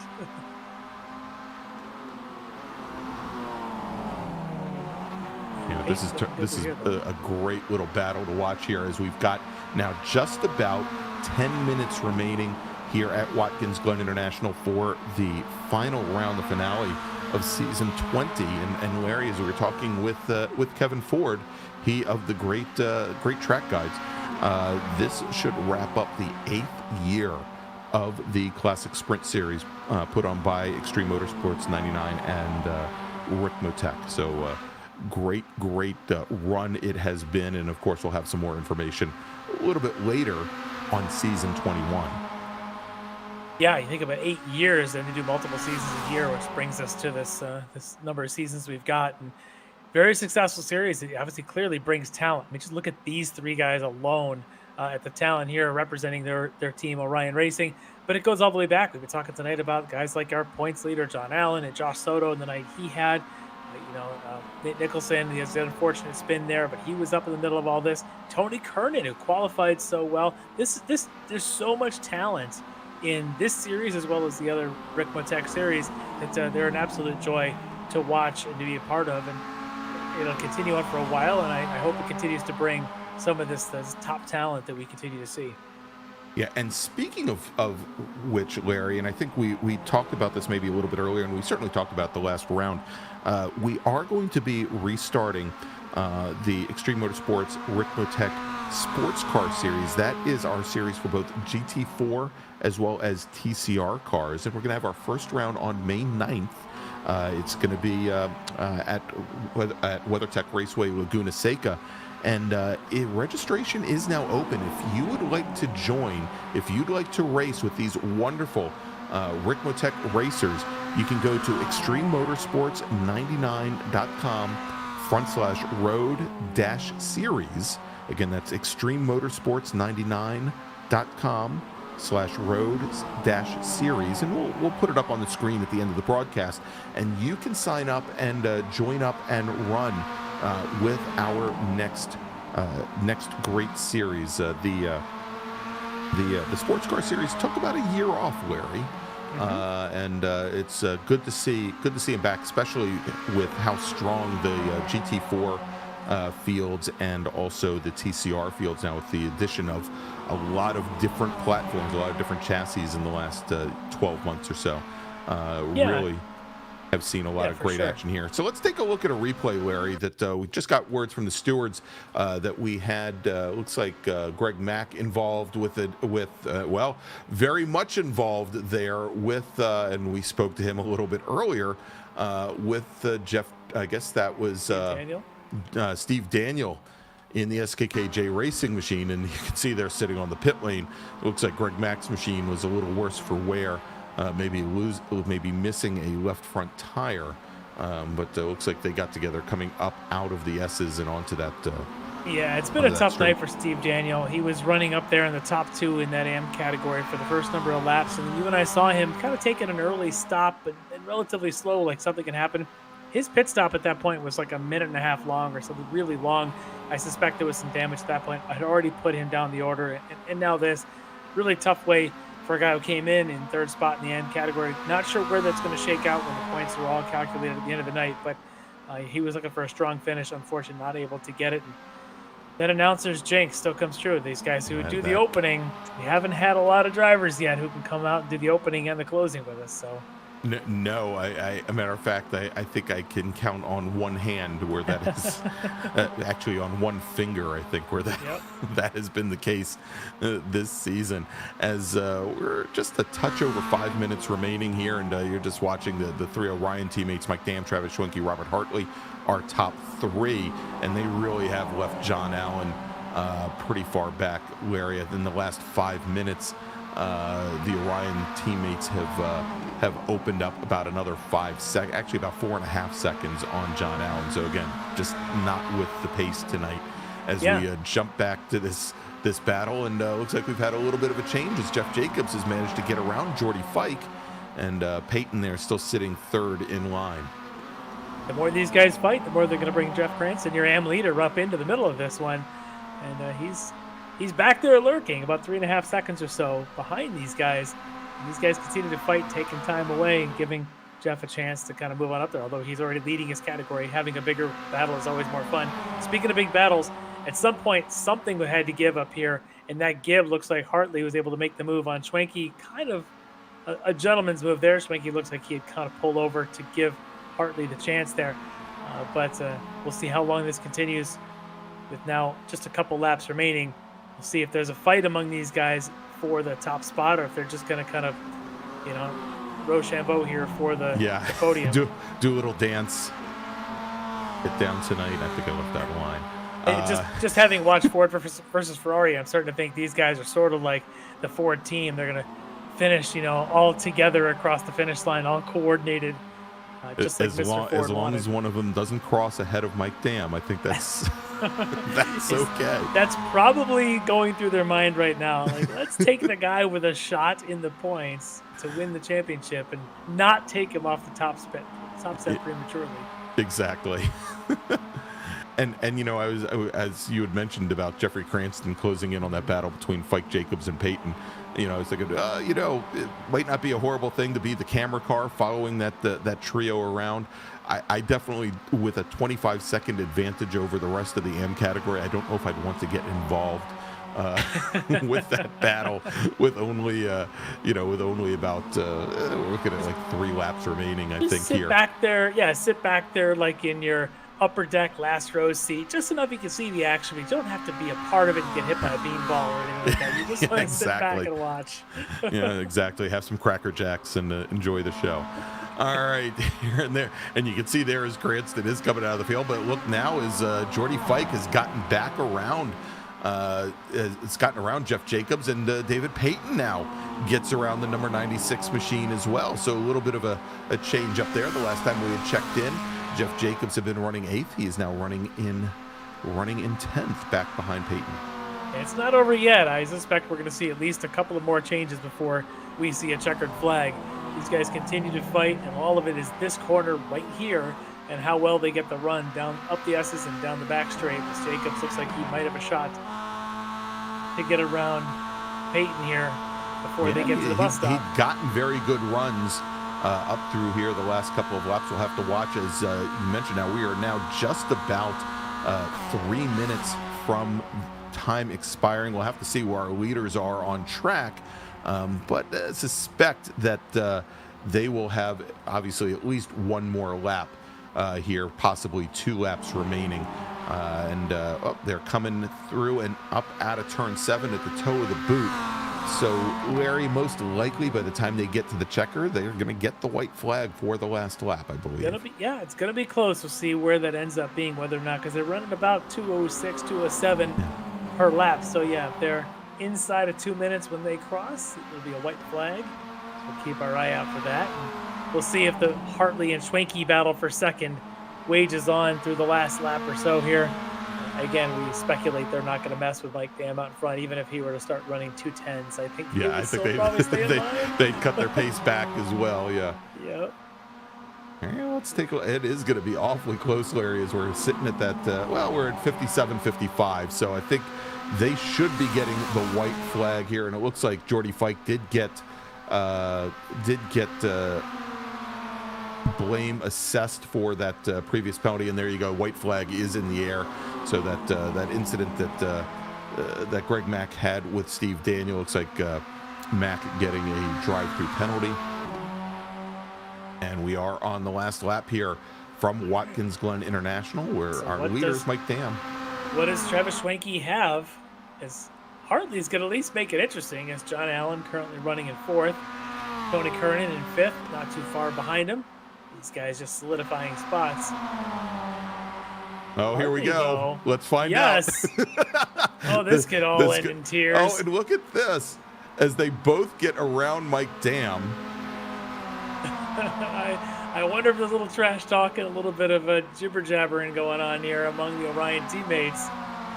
Well, Larry, I don't want to jinx anything, but I was watching them in practice again, working on their formation laps here, and it didn't end well for at least one of their attempts. I'm just gonna leave it at that. But right now, Travis Schwenke, he leads the field here on the last lap. Robert Hartley in the number 3 machine running second. Mike Dam, who was your pole sitter this evening, he is now sitting in 3rd place. The other way to think about this is if they've done the math and they see that Mike Dam can't catch John Allen, they may be looking down the order that perhaps Schwenke or Hartley could pass Brennan Horan for 3rd. That may be what they're thinking, or they're just not caring and they just wanted to go side by side as often as they can. Well, here they are. They're coming into the final corner, and look at this. Oh, look at this. We had the 38 and the 64 machine had an incident between them where it looks like we got away from that battle maybe a little bit too soon. But here coming into the final 2 corners, it is Schwenke, it's Hartley, and Dam. And you're right, as Brennan Horn sitting 3rd in the championship coming into this, and Horn sitting 7th overall. Now, look at this as the number 3 breaks to the inside. Schwenke is going to cross the line first. Mike Dam is going to finish 2nd, and Robert Hartley will come home in 3rd. So that is how. All right, so let's take a look, Larry. Is Cranston your leader at AM? Before we go to that, yeah, wow, as I guess that's one way to throw away a 25-second lead with a quarter of a lap remaining, making it interesting. Yes, little drama.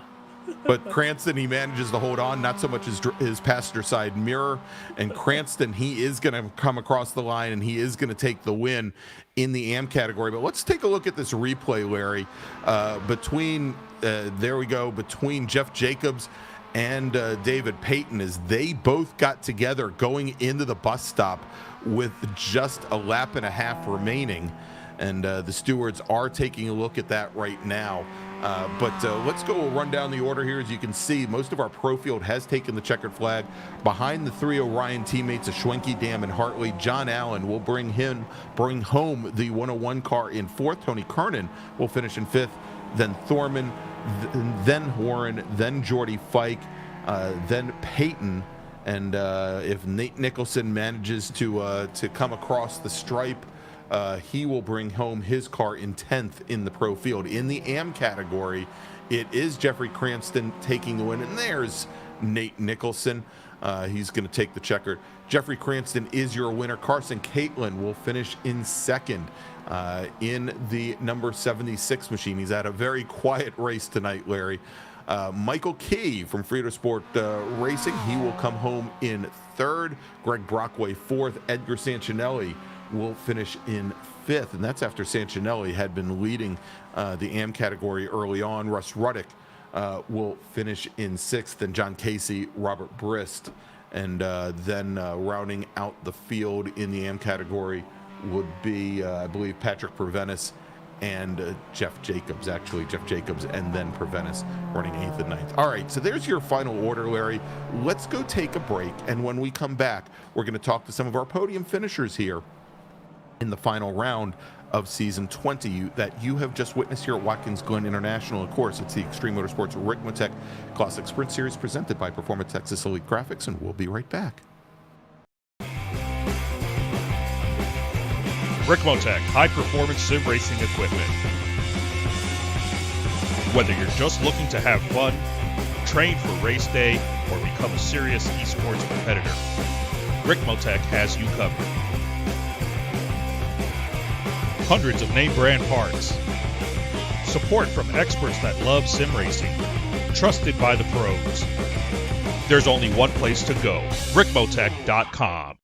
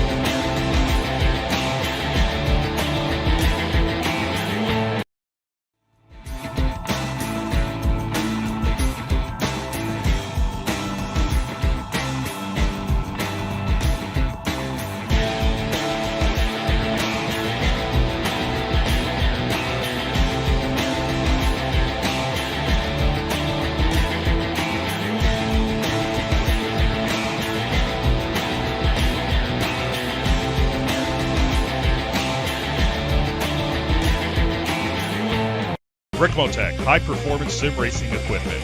There's only one place to go, Ricmotech.com. All right, welcome back to Watkins Glen International, where you've just seen the season finale of the Classic Sprint Series presented by Performa Texas Elite Graphics. I'm Greg Ginsberg, along with Larry Lefty McLeod. And Larry, still don't know what happened there at the end. I guess the only thing that we could probably do is hopefully bring in both Travis Schwenke and Mike Dam to give us the word, but we're still waiting on some folks to make their way into the green room here.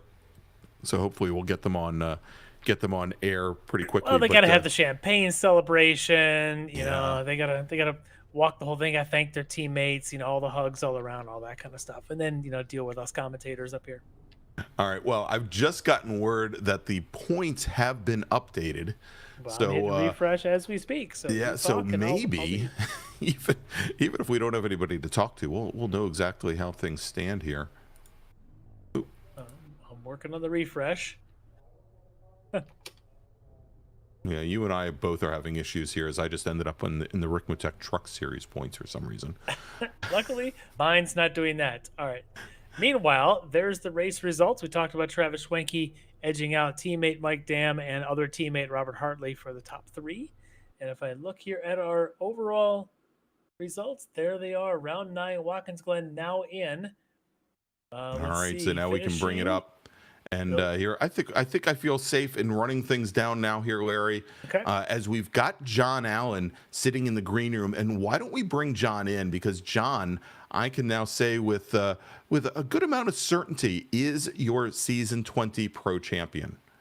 And we'll give it a second here, and we'll bring John on in the number 101 machine. All right, so we are joined by, I don't know, we don't often talk to a guy who really didn't do that well in the race, but I guess tonight we'll make an exception. John Allen, congratulations. You've clinched the championship here in the pro class. Walk me through your night if you'd like to talk about how it went.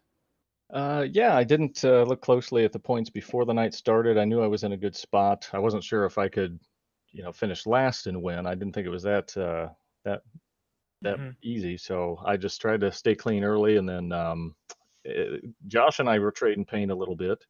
So I decided to let that be. Just too much risk. It was fun racing, and then I had to remember that I had more at stake. So I might have picked up some damage from that. I don't know, but because I had a bunch of optional repairs when I pitted, Mm. and but I thought, well, here I'm coming out right behind the lead group. Maybe I can latch on. But those outlap tires almost killed me, so it just wasn't worth the effort. And worse than that, I going into the bus stop at one point, I don't know what lap early on, my screens went blank, Mm. and thankfully they back just before turn in. I was able to get back off the grass and make the bus stop, or maybe it would have been a championship affecting issue. But anyway, glad to bring it home, and sorry to part of the front, but great team result for those guys. Yeah, they did, and we'll get our chance to talk to them. But for you, a championship, I think probably not your first one in this category here in this league. But what does this mean for you in terms of season goals and to have this kind of success and to walk away with the championship? It's great. It had been a while. You're right. It's not my first, but it's probably been the biggest gap between. So it feels as good as my first. The competition has come a long way since the league started. So Hmm. um, yeah, I think the way the scoring is right now, Mike missed a race, or it may have been a different story that would get pretty hard to sort out. But clearly, here tonight, my goodness, that qual time he had pace over about Hmm. everybody. But thankfully, it's a really good draft track, so it's not always about the qual pace at a track like that. And glad everybody came out clean. Nathan was working with me there for a bit, and coming out of the pits, he got a cone stuck under his car, and it slowed him down by like a dozen seconds a lap. It was amazing how much it was dragging him Well, along. I was gonna Yeah, say, John, I think more than that, you were talking about the tires trying to kill you on the outlap from his actually your did. pit stop. They actually did kill kill Nathan as he went right into the Armco coming Oh off the no. pit lane. Okay. Yeah. Well, when he emerged, I guess he had that cone under him. I heard someone said, and Uh, that wasn't helping either. So, but either way, it's yeah, it's always love finishing at Watkins. It's one of my favorite tracks in real life. It's been forever since I've been there, and this is the first time I've run it with the new scan and the wider, realistic current curbs. This is great. yeah, awesome, awesome race. Great season result for you. Who do you want to thank for this championship that you've earned? Well, by now everyone knows, and if they don't, they should. The effort that Kevin and Jeff and when it comes to Extreme Motorsports and Ricmotech and all the sponsors that go into this, thank you guys so much. Having it's a sim series, but having real commentators just adds to the effort that they put through to making it mimic the real thing in such a high level. So it's been a blast. Happy to get another championship, and I'm gonna go to bed. All right. Well, you enjoy, celebrate, even if briefly, and definitely soak this one in. You done well. Congratulations on that championship. Thanks, guys. All right, there you go, John Allen, driver of the number 101 Seamless Motorsports machine. He is your winner. Season 20 in the pro category. Let's do this, Larry. Let's bring in Travis Schwenke. He was your evening's winner, both overall and in pro, driver of the number 16 Orion Racing machine. All right, this ought to be fun. I've got the Orion Racing driver in one of the Orion cars, the one that took the checkered first, Travis Schwenke. And Travis, you got to tell me what was going on tonight, especially down the stretch with you and those teammates. It was we were having a lot of discussion of where we could bounce and end up in the points, and I was telling Rob, I think we were wingman at one point, and of course Mike was wicked fast, so it was hard to even get a run on him. Mhm. Once we decided it really didn't matter, Mike couldn't catch John because where John was, we weren't sure if I could catch Brennan, so we just said, okay, gloves off, let's go and have a little bit of fun. We should have started about 4 laps earlier. But yeah, we practiced at the end of practice session just what the draft was, and I knew being in third for that draft, you just had a huge slingshot. It's massive. So I just kind of used that, and Rob gave me enough room. I just shot up the middle. So, and they don't think I broke for bus stop. I'm not really sure if I did or not. I think I was just going full bore into that and see what would happen. Yeah, it was almost like these guys are teammates, right? It's sort of Yeah. something to wonder making those kind of moves, but it looked like a ton of fun. In fact, you know what? Mike's in the green room here. Why don't we bring Mike in?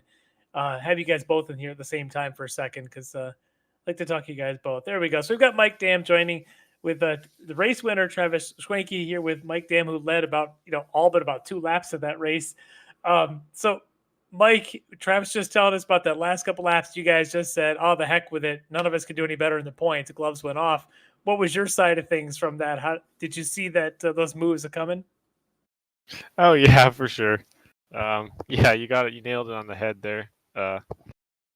We were kind of discussing it. We're like, yeah, nobody can really get a head start on anybody behind us. So yeah, I just did my best.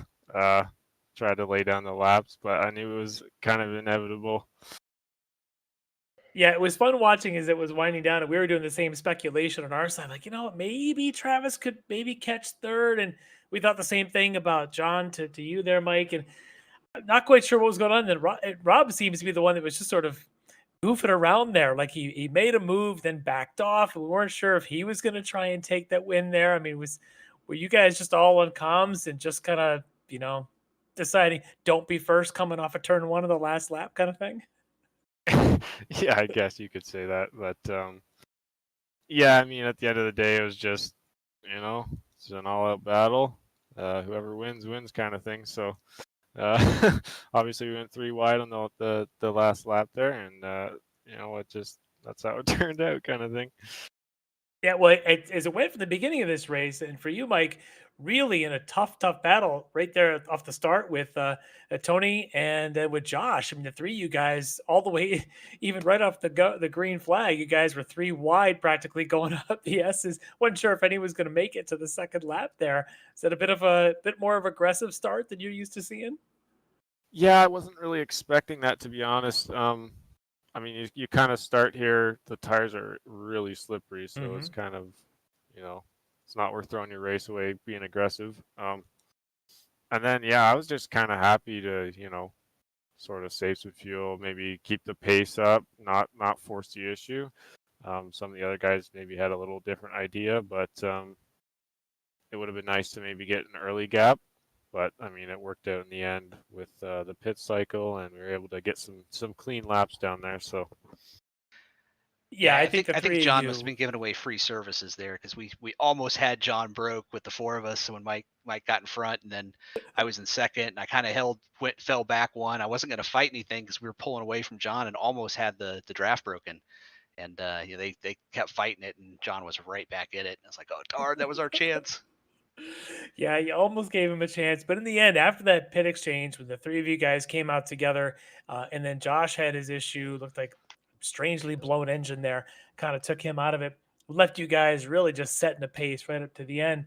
And for Travis, I mean, it was almost a quiet night up to that point. Like you said, it looked from our eyes a little bit conservative, but once the gloves came off, you took that opportunity to take the win and catch that victory here tonight. So I got to ask, who do you want to thank for this season-ending victory? Thank Ricmotech, obviously, and Extreme Motorsports for putting on the series. It's good fun. It's been my Monday night for a long time, and I think Mike's as well, even way before we were teammates. And definitely thank them for the support of organizing it and sponsoring it from the 2 of them. And obviously the Orion team for having just a great home to have fun with some good fast folks. Yeah, absolutely. That was a lot of fun. A great way to wrap up this season, and I'm sure we're going to see you guys in the other series and other seasons as we get going. So, congratulations on you both, Mike. A great race tonight. Great podium finish, and for Travis, a victory. So, congrats on that, and you guys can have a good time, celebrate those tonight. Thank you. Awesome, thanks, man. All right, there you go. The 2 Orion Racing teammates, Travis Schwenke taking the win tonight, and Mike Dam, who finishes second in the championship. And so, Larry, again, want to thank our podium finishers tonight: Travis Schwenke, Mike Dam, Robert Hartley in the pro category, and in the AM category, Jeffrey Cranston taking the win, Carson Caitlin, and Mike Key. But let's hear. We'll run down because we had some close calls in the championship. Of course, we talked to John Allen, who took the pro category championship by 17 points over Mike Dam. Brennan Horn did manage to hold off Travis Schwenke by 12 points. And then Robert Hartley finished 5th in the championship in pro. In AM, even though he was not here this evening, Dean Dibdahl did hold on to the championship, but Eugene Weber, who came into the evening running in 2nd, he comes away tied as Greg Brockway, who had a great night tonight, finished in 4th in the AM category, ends up with a season-ending 151 points, the same as Eugene Weber, so they are tied for 2nd in the championship. Finishing in 4th is Steve Daniel, only 3 points back from there. And then Russ Ruddock finished 5th in the championship in AM. All right, so let's wrap things up here from Watkins Glen International, and let's talk about what we have coming up in the Ricmotech series. Our next event, it is going to be April 25th. So I guess that, Larry, is that's in 2 weeks, right? April 25th. Yeah. The Ricmotech World Challenge is going to head to the National Park of Speed, Road America, for its finale. That's round 7. Those are LMP2 and GT3 cars. So definitely join us then. You don't want to miss it. And the Classic Sprint Series, you've just seen the finale. We are going to be starting season 21, starting year number 9 of the Classic Sprint Series, May 2nd. So not all that far away, less than a month from now. Don't have the starting venue yet. We're going to keep it a secret, not only to you, but to the racers for a little bit while longer. To us. Yeah, and to us as well. We don't know either. And then in the following week, May 9th, is, as I said before, the return of the Sports Car Series, our GT4 and TCR racers. And, registration is still open. You go to extrememotorsports99.com/road-series. Again, that's Extreme Motorsports 9, and it's Extreme with an not an EX, but just XTREME, motorsports99.com/road-series. Hey, there's a good portion of the URL right there on the screen for you. So for Larry Lefty McLeod, for our great folks doing all the hard work behind the scenes, Dennis Branch, Jonathan Grabowski, I'm Greg Ginsburg, and we'll see you in 2 weeks for the World Challenge finale. Have a great couple weeks, everybody. Ricmotech, high-performance sim racing equipment. There's only one place to go, ricmotech.com.